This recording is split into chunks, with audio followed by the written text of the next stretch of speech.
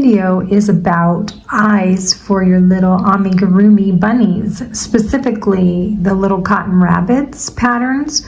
So I really feel like the little cotton rabbits have the best patterns. Julie Williams made all those beautiful patterns.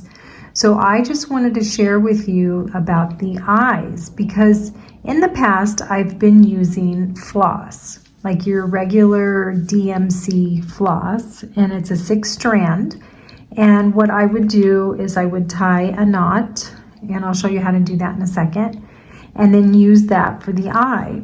But the eyes were so small and they would fall through the weave of the knit, and I just didn't like them. And so see the difference? It's really small compared to the other. Let's see if I can show you. And then once that's on, it's even smaller. But I love the size of this eye, and this yarn, oh my goodness, you guys, I love it.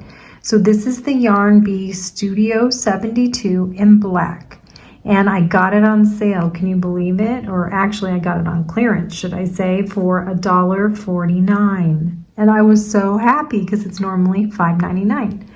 So anyway, I just love this yarn. It's super soft, and I thought, what can I use for the eye? And tonight I found this as I was working on my little bunny. So all you're gonna do is you're gonna take a strand. Let me find my strand. Okay. You're just gonna take a piece. I think this is about 8 to 10 inches long. And then all you're gonna do is you're going to just wrap it around once in here like that. Wrap it around twice. And then you're going to pull it in the center. And do you see how it's kind of doing this double-ended thing here?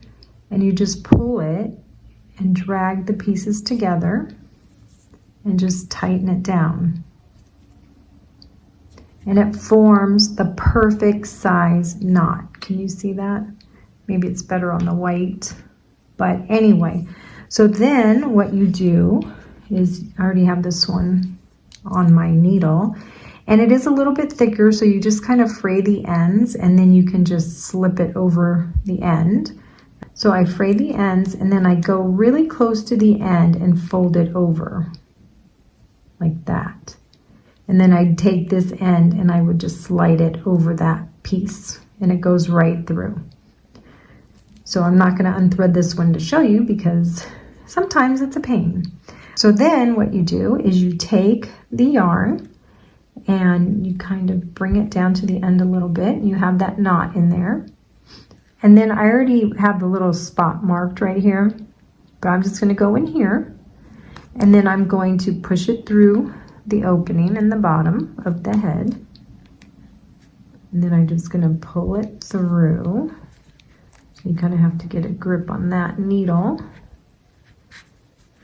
Okay, and pull out the end that's loose, and then you have one strand hanging out, and I just take it off of here, re-thread it, thread it like that. And then what you're going to do is you're going to kind of look at where you went in on this little or in between the stitches, and you don't go in the same hole, you go in the stitch next to it. Okay, so you're just going to go in there and then come out around the same place that you did the original one, or the first one, and you just pull that one tight. Look how easy. Oh my gosh, I've been struggling with that for almost a year. So I am so happy that I found this yarn and I decided to try it because it is so easy.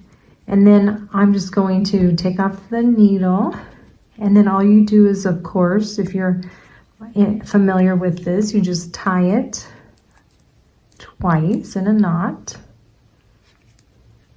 And then you can cut off those black strands, and then you will close up the hole here and then sew it onto the body.